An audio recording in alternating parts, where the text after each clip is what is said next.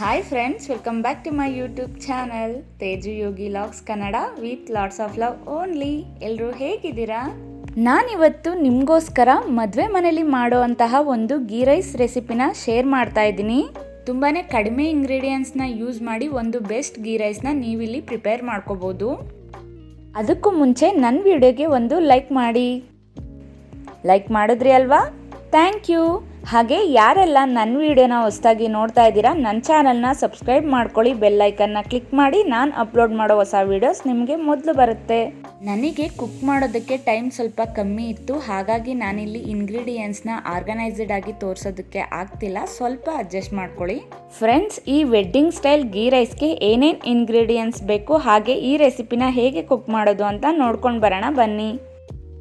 Friends, ನಾನಿಲ್ಲಿ 2 ಟೊಮೊಟೊನ cut ಮಾಡಿ ಇಟ್ಕೊಂಡಿದ್ದೀನಿ. ಹಾಗೆ ಹಸಿಮೆಣಸಿಕಾಯಿ 5ರಿಂದ 6, ಕೊತ್ತಂಬರಿ ಸೊಪ್ಪು 1 ಹಿಡಿಯಷ್ಟು, ಈರುಳ್ಳಿ 2 ಅದನ್ನು ಕಟ್ ಮಾಡಿ ಇಟ್ಕೊಂಡಿದ್ದೀನಿ, ಪುದೀನ 1 ಹಿಡಿಯಷ್ಟು, ಗೋಡಂಬಿ 5ರಿಂದ 6 ಪೀಸ್. ಹಾಗೆ ನಾನಿಲ್ಲಿ 2 ಪೀಸ್ ಪಲಾವ್ ಎಲೆ, 2 ಪೀಸ್ ಅನಾನಸ್ ಹೂ, 3 ಪೀಸ್ ಏಲಕ್ಕಿ, 4 ಪೀಸ್ ಲವಂಗನ ತೊಗೊಂಡಿದ್ದೀನಿ. ನಾನಿಲ್ಲಿ 1 ಟೇಬಲ್ ಸ್ಪೂನ್ನಷ್ಟು ಶುಂಠಿ ಬೆಳ್ಳುಳ್ಳಿ ಪೇಸ್ಟ್, 2 ಟೀ ಸ್ಪೂನ್ನಷ್ಟು ಗೀ ತುಪ್ಪ, ಕುಕಿಂಗ್ ಆಯಿಲ್ 4ರಿಂದ 5 ಟೇಬಲ್ ಸ್ಪೂನ್. ನಾನಿಲ್ಲಿ ತೆಂಗಿನಕಾಯಿನ ರುಬ್ಬಿ ಅದ್ರ ಹಾಲನ್ನು ಮಾತ್ರ ತಗೊಂಡಿದ್ದೀನಿ. ಈ ಲೋಟದಲ್ಲಿ ಅರ್ಧ ಲೋಟದಷ್ಟು ತೆಂಗಿನಕಾಯಿ ಹಾಲನ್ನ ತಗೊಂಡಿದ್ದೀನಿ.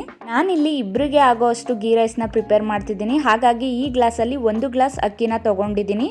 ಅಂದರೆ ನಾನಿಲ್ಲಿ ಅರ್ಧ ಗ್ಲಾಸ್ ಬಾಸುಮತಿ ರೈಸ್, ಅರ್ಧ ಗ್ಲಾಸ್ ಬಿಟಿ ರೈಸ್ನ ತಗೊಂಡಿದ್ದೀನಿ. ನಾನಿಲ್ಲಿ ಅಕ್ಕಿನ ಒಂದು 20 ನಿಮಿಷ ನೆನೆಸ್ಕೊಂಡಿದ್ದೀನಿ.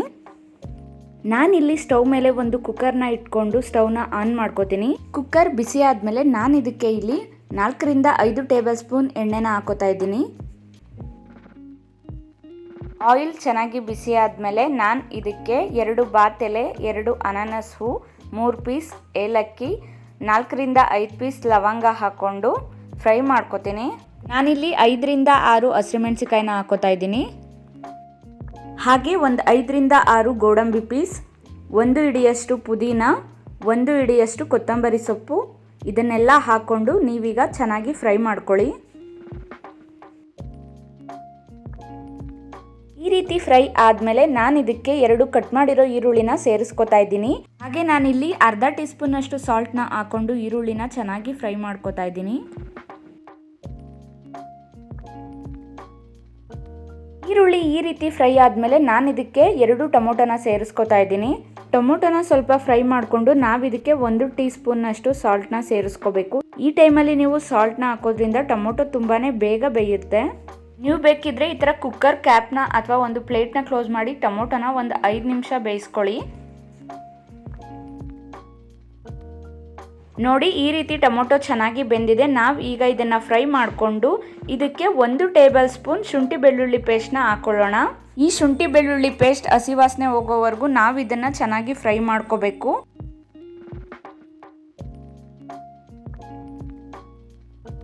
ಶುಂಠಿ ಬೆಳ್ಳುಳ್ಳಿ ಪೇಸ್ಟ್ ಹಸಿ ವಾಸನೆ ಹೋಗಿ ಚೆನ್ನಾಗಿ ಫ್ರೈ ಆಗಿದೆ. ನಾನು ಇವಾಗ ಇಲ್ಲಿ ಅಕ್ಕಿಗೆ ನೀರನ್ನ ಹಾಕೋತಾ ಇದ್ದೀನಿ.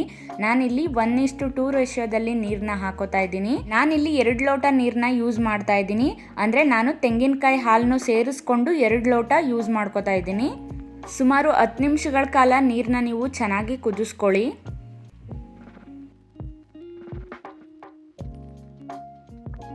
ಈ ರೀತಿ ನೀರು ಚೆನ್ನಾಗಿ ಕುದಿ ಬಂದಮೇಲೆ ನಾನೀಗ ಇದಕ್ಕೆ ಅಕ್ಕಿನ ಸೇರಿಸ್ಕೊತಾ ಇದ್ದೀನಿ. ನೋಡಿ, ನೀವು ಈ ಥರ ಅಕ್ಕಿನ ಮಿಕ್ಸ್ ಮಾಡ್ಕೊಳ್ಳಿ ಚೆನ್ನಾಗಿ.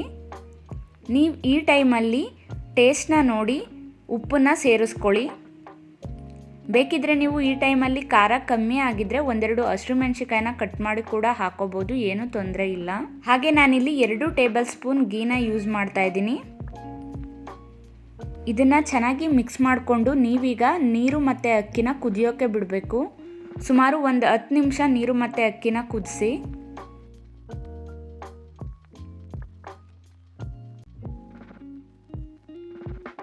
ನೀವಿಲ್ಲಿ ನೋಡ್ತಾ ಇದ್ದೀರಾ ಅಲ್ವಾ, ಅಕ್ಕಿ ಒಂದು 70% ಅಷ್ಟು ನೀರನ್ನ ಹೀರ್ಕೊಂಡ್ಮೇಲೆ ನಾವು ಇದನ್ನು ಈ ರೀತಿ ಮಿಕ್ಸ್ ಮಾಡಿಕೊಂಡು ಕುಕ್ಕರ್ ಕ್ಯಾಪ್ನ ಕ್ಲೋಸ್ ಮಾಡ್ಕೋಬೇಕು. ನೀವೀಗ 2 ವಿಸಿಲ್ ಕೂಗಿಸ್ಕೊಳ್ಳಿ.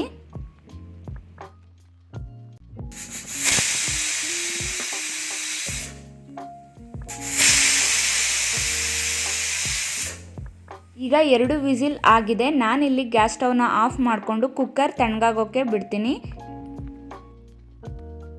ಈಗ 10 ನಿಮಿಷ ಆಗಿದೆ, ಕುಕ್ಕರ್ ಪೂರ್ತಿ ತಣ್ಣಗಾಗಿದೆ.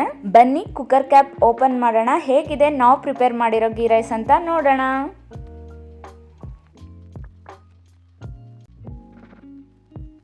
ಫ್ರೆಂಡ್ಸ್ ನೋಡಿ, ಈ ರೀತಿ ರೆಡಿಯಾಗಿದೆ ಇವತ್ತಿನ ಸ್ಪೆಷಲ್ ಗೀ ರೈಸ್. ಫ್ರೆಂಡ್ಸ್ ಈಗ ನೀವು ರೈಸ್ನ ಮಿಕ್ಸ್ ಮಾಡ್ಕೋಬೇಕಾಗುತ್ತೆ ನೀಟಾಗಿ. ನೀವು ಇಲ್ಲಿ ನಿಧಾನವಾಗಿ ರೈಸ್ನ ಮಿಕ್ಸ್ ಮಾಡ್ಕೊಳ್ಳಿ, ಅನ್ನ ಒಡಿಬಾರ್ದು. ನೋಡಿ ಫ್ರೆಂಡ್ಸ್, ನೀವಿಲ್ಲಿ ನೋಡ್ತಾ ಇದ್ದೀರಾ ಅಲ್ವಾ ಎಷ್ಟು ಉದುದ್ರಾಗಿ ಎಷ್ಟು ಚೆನ್ನಾಗಾಗಿದೆ ಅಂತ. ಫ್ರೆಂಡ್ಸ್ ನಿಮಗೆಲ್ಲ ಒಂದು ಡೌಟ್ ಬರ್ಬೋದು, ಬಾಸುಮತಿ ರೈಸ್ನ ಯೂಸ್ ಮಾಡದೇ ಇದ್ದರೆ ಏನಾಗುತ್ತೆ ಅಂತ. ನಿಮಗೆ ಪಕ್ಕಾ ಮದುವೆ ಮನೆ ಸ್ಟೈಲ್ ಗೀ ರೈಸೇ ಬೇಕು ಅಂದರೆ ನೀವು ಖಂಡಿತವಾಗಿಯೂ ಬಾಸುಮತಿ ರೈಸ್ನ ಯೂಸ್ ಮಾಡಲೇಬೇಕು. ಇಲ್ಲ ಪರವಾಗಿಲ್ಲ ಅಂದರೆ ನೀವು ನಿಮ್ಮ ಮನೇಲಿ ಯೂಸ್ ಮಾಡೋ ರೈಸಿಂದನೇ ನೀವು ಈ ಗೀ ರೈಸ್ನ ಪ್ರಿಪೇರ್ ಮಾಡ್ಕೋಬೋದು, ಏನು ಪ್ರಾಬ್ಲಮ್ ಇಲ್ಲ. ತುಂಬ ಮಸಾಲೆ ಥರ ಇರಬಾರ್ದು, ಮೈಲ್ಡ್ ಆಗಿರಬೇಕು, ಹಾಗೆ ಕುಕ್ ಮಾಡೋದಕ್ಕೆ ಈಸಿ ಆಗಿರಬೇಕು ಅಂತ ಇದ್ದರೆ ಈ ರೆಸಿಪಿನ ಖಂಡಿತ ಟ್ರೈ ಮಾಡಿ. ಎಲ್ರಿಗೂ ತುಂಬಾ ಇಷ್ಟ ಆಗುತ್ತೆ.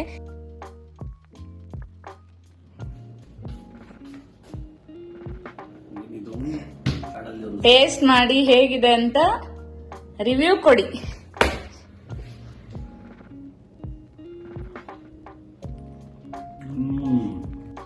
ಸೊ ನೋಡಿದ್ರಿ ಅಲ್ವಾ ನಮ್ಮ ಮನೇಲಿ ರಿವ್ಯೂ ಹೇಗಿತ್ತು ಅಂತ. ನೀವು ಈ ರೆಸಿಪಿನ ನಿಮ್ಮ ಮನೇಲಿ ಟ್ರೈ ಮಾಡಿ ಹೇಗಿತ್ತು ಅಂತ ನನಗೆ ಕಮೆಂಟ್ ಮಾಡಿ. Thank you for watching. Bye.